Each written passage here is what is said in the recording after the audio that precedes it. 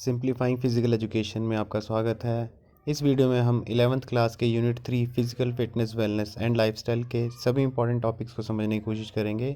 तो चलिए सबसे पहले इनके वर्ड्स को समझ लेते हैं। सबसे पहला वर्ड आता है फिज़िकल फिटनेस। फिज़िकल फिटनेस क्या होती है? फिज़िकल फिटनेस हमारी बॉडी की वो एबिलिटी होती है जिसमें हम हमारे डेली रूटीन के जो काम होते हैं उन सब को एफिशिएंटली कंप्लीट कर लेते हैं, और उन्हें कंप्लीट करने के बाद भी अगर हमारे अंदर और काम करने के लिए एनर्जी रह जाती है तो वो हमारी फिज़िकल फिटनेस को दर्शाती है। सभी इंडिविजुअल्स में फिटनेस का लेवल उनके age, gender, nature of work और डेली रूटीन में किए जाने वाले कामों के अकॉर्डिंग अलग अलग होता है। जैसे प्राइमरी स्कूल में जाने वाले स्टूडेंट्स का फिटनेस का लेवल अलग होता है, सीनियर सेकेंडरी में जाने वाले स्टूडेंट्स का फिटनेस का लेवल अलग होता है, बॉयज़ और गर्ल्स में फ़िटनेस का लेवल अलग होता है, जो लोग ऑफिस में सिटिंग जॉब करते हैं उनकी फ़िटनेस का लेवल अलग होता है, जो विमेंस घर में काम करती हैं उनका फ़िटनेस का लेवल अलग होता है, जो लेबरर्स होते हैं यानी कि मज़दूर होते हैं उनकी फ़िटनेस का लेवल अलग होता है, जो स्पोर्ट्समैन होते हैं उनकी फ़िटनेस अलग लेवल की होती है, और जो ओल्ड एज होते हैं यानी कि 70-80 साल की उम्र के जो लोग होते हैं उनकी फ़िटनेस का लेवल अलग होता है। सेकंड वर्ड आता है वेलनेस। वेलनेस एक ऐसी कंडीशन है यानी कि एक ऐसी स्थिति है जिसमें एक इंडिविजुअल की प्रॉपर फिज़िकल ग्रोथ हो, उसके सभी बॉडी पार्ट प्रॉपरली काम करते हों और उसे किसी तरह की कोई बीमारी ना हो। उस इंडिविजुअल का ब्रेन इतना डेवलप हो कि वो सिचुएशन को एनालाइज कर सके, जल्दी से डिसीज़न ले सके, रीज़न और लॉजिक को समझ सके। वो इंडिविजुअल इमोशनली इतना स्ट्रांग हो कि अपने इमोशंस को कंट्रोल कर सकता हो और किसी भी सिचुएशंस पे बेहतर ढंग से रिस्पॉन्ड कर सकता हो। साथ ही उसका बिहेवियर ऐसा होना चाहिए कि वो सोसाइटी के अकॉर्डिंग अपने आप को एडजस्ट कर सकता हो। So physical, mental, social and emotional, ये 4 बेसिक एस्पेक्ट्स हैं जो किसी भी इंडिविजुअल की वेलनेस को डिफ़ाइन करते हैं। तीसरा वर्ड आता है लाइफस्टाइल। लाइफस्टाइल का मतलब होता है वे ऑफ लिविंग यानी कि हमारा रहन सहन, जिसमें हमारे उठने बैठने चलने का तरीका, हमारे सोने जागने का समय, हम किस तरह का खाना खाते हैं, खुद को फिट रखने के लिए कितनी हम फिज़िकल एक्टिविटी करते हैं, किस तरह के कपड़े पहनते हैं, लोगों के साथ हमारा बिहेवियर कैसा है, हम अपने दिन भर के काम को कितने बेहतर ढंग से मैनेज करते हैं, ये सभी चीज़ें हमारे लाइफस्टाइल में आती हैं। इस यूनिट का नेक्स्ट और सबसे इम्पॉर्टेंट टॉपिक है components of physical fitness. Physical fitness के मेनली 5 कंपोनेंट होते हैं: स्ट्रेंथ, एंड्योरेंस, स्पीड, फ्लेक्सिबिलिटी और कोऑर्डिनेटिव एबिलिटीज़।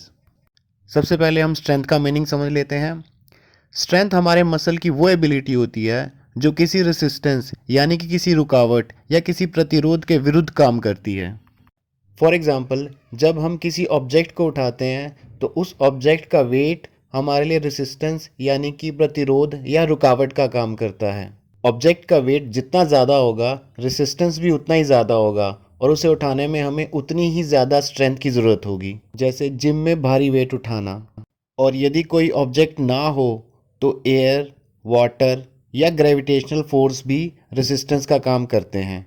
जैसे जब हम पुशअप्स लगाते हैं तो ग्रेविटेशनल फोर्स के अगेंस्ट हम लोग ताकत लगाते हैं, जब हवा के अगेंस्ट दौड़ते हैं तो वो हमें रोकती है, रेसिस्टेंस का काम करती है। उसी तरह जब हम पानी में दौड़ते हैं तो पानी भी हमें रोकने की कोशिश करता है, यानी कि वो हमारे लिए रेसिस्टेंस का काम करता है। स्ट्रेंथ 2 तरह की होती है, पहला स्टैटिक स्ट्रेंथ और दूसरा डायनामिक स्ट्रेंथ।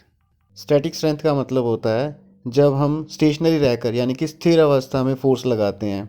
इस कंडीशन में फोर्स लगाते हुए हमारी बॉडी में किसी तरह की कोई मूवमेंट दिखाई नहीं देती और ना ही हमारी मसल्स की लेंथ कम होती है। फॉर एग्ज़ाम्पल, जब हम वॉल को पुश करने में फोर्स लगाते हैं तो इस कंडीशन में हमारी बॉडी में किसी तरह की कोई मूवमेंट दिखाई नहीं देती और ना ही हमारे मसल्स की लेंथ कम होती है, क्योंकि जब हम अपर बॉडी से वॉल को पुश करने के लिए फोर्स लगाते हैं तो उस कंडीशन में हमारे अपर बॉडी के जॉइंट्स बेंड नहीं होते। मसल्स की लेंथ तब कम होगी यानी कि मसल्स कॉन्ट्रैक्ट तब करेंगे जब फोर्स लगाने के दौरान उससे जुड़े हुए जॉइंट्स बेंड होंगे। स्टैटिक स्ट्रेंथ को आइसोमेट्रिक स्ट्रेंथ भी कहते हैं। सेकंड आता है डायनामिक स्ट्रेंथ। डायनामिक स्ट्रेंथ को आइसोटोनिक स्ट्रेंथ भी कहते हैं। डायनामिक स्ट्रेंथ में जब हम फोर्स लगाते हैं तो हमारी बॉडी में विजिबल मूवमेंट होती है और हमारे मसल्स की लेंथ भी कम होती है, यानी कि मसल भी कॉन्ट्रैक्ट करते हैं। फॉर एग्ज़ाम्पल, जिम में वेट ट्रेनिंग करना, पुशअप्स लगाना, पुलअप्स लगाना, इन सभी एक्टिविटीज़ में हमारी बॉडी में मूवमेंट दिखाई देती है और हमारे मसल्स भी कॉन्ट्रैक्ट करते हैं क्योंकि उससे जुड़े हुए जॉइंट्स भी बेंड होते हैं। डायनामिक स्ट्रेंथ 3 तरह की होती है। पहला मैक्सिमम स्ट्रेंथ, दूसरा एक्सप्लोसिव स्ट्रेंथ और तीसरा स्ट्रेंथ एंड्योरेंस। जैसा कि अब आप जानते हैं कि स्ट्रेंथ का मतलब होता है किसी रेसिस्टेंस या रुकावट के अगेंस्ट फोर्स लगाना, उसी तरह अब मैक्सिमम स्ट्रेंथ का मतलब होगा मैक्सिमम रेसिस्टेंस यानी कि अधिकतम रुकावट के अगेंस्ट फोर्स लगाना। फॉर एग्जांपल वेट लिफ्टिंग में एक खिलाड़ी एक ही एफर्ट में यानी कि एक बार में ज़्यादा से ज़्यादा कितना वज़न उठा पाता है, वही उसकी मैक्सिमम स्ट्रेंथ होती है। सेकंड आता है एक्सप्लोसिव स्ट्रेंथ। एक्सप्लोसिव स्ट्रेंथ का मतलब होता है किसी रेसिस्टेंस के अगेंस्ट एक ही एफर्ट में हम जो फोर्स लगाते हैं वो फोर्स कितनी तेज़ी से लगाते हैं। इसके एग्जांपल होते हैं जैसे क्रिकेट में बड़ी शॉट खेलने के लिए तेज़ी से बैट घुमाना, वॉलीबॉल में स्मैश करना, बॉक्सिंग में पंच करना। तीसरा आता है स्ट्रेंथ एंड्योरेंस। स्ट्रेंथ एंड्योरेंस का मतलब होता है कि फैटीग कंडीशन यानी कि थकने के बाद भी हम किसी रेसिस्टेंस के अगेंस्ट कितने लंबे समय तक फोर्स लगा के रख पाते हैं। जैसे वेट उठाकर होल्ड रखना, पानी से भरी बाल्टी को दूर तक लेके जाना या लंबे समय तक साइकिलिंग करना। स्ट्रेंथ के बाद सेकंड कंपोनेंट आता है इंड्योरेंस। इंड्योरेंस को हम स्टेमिना भी कहते हैं। इंड्योरेंस का मतलब होता है कि किसी भी एक्टिविटी को हम फैटीग कंडीशन में यानी कि थकने के बाद भी कितने लंबे समय तक कंटिन्यू करके रखते हैं। फॉर एग्जांपल लंबे समय तक कंटिन्यू रनिंग करना या लंबे समय तक कंटिन्यू स्विमिंग करना। थर्ड कंपोनेंट आता है स्पीड। स्पीड का मतलब होता है किसी भी काम को फास्टर रेट पे करना यानी कि तेज़ी से करना या फिर किसी भी काम को कम से कम समय में पूरा करना। स्पीड मेनली 5 चीज़ों पे डिपेंड करती है। पहला रिएक्शन टाइम, दूसरा एक्सेलरेशन, तीसरा स्पीड ऑफ मूवमेंट, चौथा लोकोमोटर एबिलिटी और पांचवा स्पीड एंड्योरेंस। रिएक्शन टाइम का मतलब होता है किसी भी एक्शन के अगेंस्ट हम कितने कम समय में रिएक्ट करते हैं। जैसे रेस स्टार्ट होने का सिग्नल मिलते ही एथलीट स्टेशनरी पोजीशन से कितनी जल्दी रनिंग मोशन में आता है, यही उसका रिएक्शन टाइम होता है। रिएक्शन टाइम जितना कम होगा स्पीड उतनी ही ज़्यादा होगी। सेकंड आता है एक्सेलरेशन। एक्सेलरेशन का मतलब होता है रेस स्टार्ट होने के बाद एथलीट कितनी जल्दी अपनी मैक्सिमम स्पीड पे पहुंच जाता है। जिस एथलीट का एक्सेलरेशन टाइम कम होगा यानी कि जो कम समय में अपनी मैक्सिमम स्पीड पे पहुंच जाएगा, उस एथलीट की स्पीड उतनी ही ज़्यादा होगी। थर्ड आता है स्पीड ऑफ मूवमेंट। रनिंग करते हुए एथलीट के आर्म्स और लेग्स की जो मूवमेंट होती है, वो मूवमेंट जितनी फास्ट होगी उस एथलीट की स्पीड उतनी ही ज़्यादा होगी।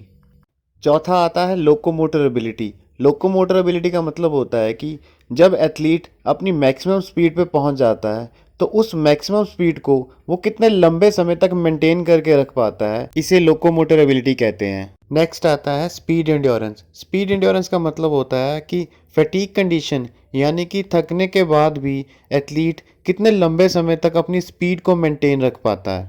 फिफ्थ कंपोनेंट आता है फ्लेक्सिबिलिटी। फ्लेक्सिबिलिटी का मतलब होता है हमारी बॉडी के जॉइंट की मूवमेंट की रेंज, यानी कि हमारी बॉडी के जो जॉइंट्स हैं वो कितने ज़्यादा डिग्री तक मूव कर सकते हैं, ये हमारी फ्लेक्सिबिलिटी को दर्शाते हैं। इसी के साथ साथ उन जॉइंट्स के आसपास के जो मसल्स होते हैं उनकी लेंथ भी हमारी फ्लेक्सिबिलिटी को डिटरमाइन करती है। मसल्स की लेंथ जितनी ज़्यादा होगी फ्लेक्सिबिलिटी भी उतनी ही ज़्यादा होगी। फ्लेक्सिबिलिटी दो तरह की होती है, एक होता है एक्टिव फ्लेक्सिबिलिटी और दूसरा होता है पैसिव फ्लेक्सिबिलिटी। एक्टिव फ्लेक्सिबिलिटी उसे कहते हैं जब हम हमारे बॉडी को बिना किसी एक्सटर्नल हेल्प के अपने आप बेंड करते हैं या स्ट्रेच करते हैं, और पैसिव फ्लेक्सिबिलिटी में हम अपनी बॉडी को स्ट्रेच करने या बेंड करने के लिए किसी ऑब्जेक्ट या किसी एक्सटर्नल फोर्स यानी कि किसी अदर पर्सन की हेल्प लेते हैं। एक्टिव फ्लेक्सिबिलिटी भी दो तरह की होती है, एक होती है स्टैटिक फ्लेक्सिबिलिटी, एक होती है डायनामिक फ्लेक्सिबिलिटी। स्टैटिक फ्लेक्सिबिलिटी उसे कहते हैं जब हम स्टेशनरी रहकर यानी कि स्थिर अवस्था में अपनी बॉडी को स्ट्रेच करते हैं, यानी कि जिस स्ट्रेचिंग के दौरान हमारी बॉडी में किसी तरह की विजिबल मूवमेंट ना हो। फॉर एग्जांपल ताड़ासन, चक्रासन, पश्चिमोत्तानासन, इस तरह के आसन में हमारी बॉडी स्टेशनरी रहती है। इसमें स्ट्रेचिंग के दौरान किसी तरह की विजिबल मूवमेंट दिखाई नहीं देती। डायनामिक फ्लेक्सिबिलिटी उसे कहते हैं जब हमारी बॉडी मोशन में यानी कि मूव करते हुए स्ट्रेच हो, यानी कि जब हमारी बॉडी मूव कर रही होती है उस दौरान जब हमारे जॉइंट्स और मसल स्ट्रेच हो तो इसे डायनामिक फ्लेक्सिबिलिटी कहते हैं। फॉर एग्जांपल जब हम रनिंग करते हैं तो रनिंग के दौरान हमारी लेग मसल्स स्ट्रेच होती हैं। इसी तरह जब जिम्नास्टिक्स करते हैं तो जिम्नास्टिक्स में भी अलग अलग पोजीशन में हमारी अलग अलग बॉडी के जॉइंट्स और मसल्स स्ट्रेच होते हैं। इसमें स्ट्रेचिंग के दौरान विजिबल मूवमेंट भी होती है। फिफ्थ और लास्ट कंपोनेंट आता है कोऑर्डिनेटिव एबिलिटीज़। हमारी बॉडी को हमारा ब्रेन कंट्रोल करता है और उसी के ऑर्डर पर ही हमारी बॉडी मूव करती है। सो हमारा ब्रेन हमारी बॉडी के मसल्स को जो भी कोई मूवमेंट करने के लिए कहता है, उस मूवमेंट को हमारे मसल्स कितना तेज़ी से, कितना कम एनर्जी वेस्ट करके, कितना एक्यूरेटली और कितना एफिशिएंटली कंप्लीट करते हैं, यही कोऑर्डिनेटिव एबिलिटी होता है। स्टार्टिंग में जब कोई प्लेयर किसी गेम को सीखने की कोशिश करता है तो उस समय उसकी एक्यूरेसी और एफिशिएंसी दोनों ही कम होती हैं, लेकिन रेगुलर प्रैक्टिस करने के बाद और उसके ब्रेन और बॉडी में कोऑर्डिनेशन इम्प्रूव हो जाने के बाद उसकी एक्यूरेसी और एफिशिएंसी दोनों बढ़ जाती हैं। फॉर एग्ज़ाम्पल, जब कोई खिलाड़ी नया नया बास्केटबॉल सीखता है तो उसे शुरू में बास्केटबॉल को बास्केट में डालने में काफ़ी परेशानी आती है, लेकिन धीरे धीरे जैसे वो प्रैक्टिस करता रहता है और उसके ब्रेन और बॉडी में कोऑर्डिनेशन इम्प्रूव हो जाता है, तो वो पहले से कहीं ज़्यादा आसानी से और एक्यूरेटली बॉल को बास्केट में डाल पाता है। इसी तरह टेनिस में सर्विस करना, फुटबॉल में फुटबॉल पर सही ताकत और सही दिशा में किक लगाकर फुटबॉल को गोल में डालना, क्रिकेट में तेज़ आती हुई बॉल को सही दिशा में खेलना, और इसी तरह की कई एक्टिविटीज़ के लिए अच्छे ब्रेन और बॉडी कोऑर्डिनेशन की ज़रूरत होती है। इस वीडियो और यूनिट का लास्ट और इम्पॉर्टेंट टॉपिक है cardio respiratory endurance. Cardio respiratory endurance में कार्डियो का मतलब होता है हमारा हार्ट, रेस्पिरेटरी वर्ड जो है वो रेस्पिरेशन से जुड़ा हुआ है और रेस्पिरेशन के लिए सबसे मेन ऑर्गन होता है हमारे लंग्स, और एंड्योरेंस का मतलब होता है किसी भी एक्टिविटी को लगातार हम कितने लंबे समय तक कर पाते हैं। जब हम कोई फिज़िकल एक्टिविटी करते हैं तो हमारी बॉडी के मसल्स को ऑक्सीजन की ज़रूरत पड़ती है। मसल्स के ऑक्सीजन की डिमांड को हमारा हार्ट, हमारे लंग्स और हमारी ब्लड वेसल्स मिलकर कितने लंबे समय तक पूरा करते रहते हैं, यही कार्डियो रेस्पिरेटरी एंड्योरेंस कहलाता है। आशा करता हूँ कि इस वीडियो से आपको यूनिट 3 के टॉपिक्स को समझने में हेल्प मिली होगी। इस वीडियो में इतना ही। जल्द ही हम नई वीडियो के साथ मिलेंगे। So stay fit, stay focus and keep learning in simplified way.